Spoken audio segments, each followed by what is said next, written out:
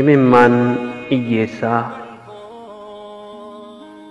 Imimmaan iyyeessaa maaliif dhangalaaftu du'a sakaleessaatti har'amaaf dabaltu du'aa boollaa kaasaa maaf jiraa awwaaltu goonni biyya eegaa maaliif ajjeefama daa'imniif manguddoon maaf mirgi sarbama kichuu abdii boriirraa maaliif miila murtu jaarsolii keenyarraa maaf kabaja mulqitu barsiisaa ajjeeftu akka inni hin barsiifne goota hidhaatti guurtu akka inni hin falmanne.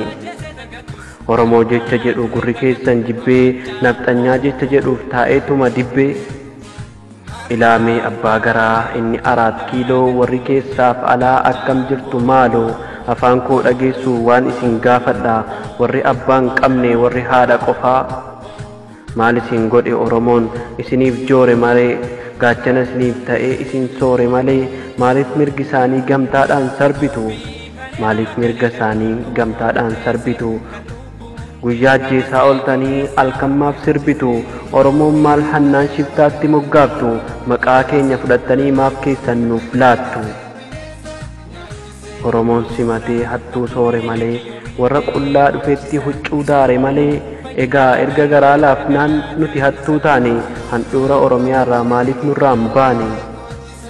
Yaa Abdee Mallasaa yaa Daaneel Kibratiif kan maqaan Abiyyi Oromiyaa gadhiisaa isin jibbe biyyi. Daani'eliin godhattee lafee duddaaf qaamaa bakka ofii barbaadetti isatu si waama.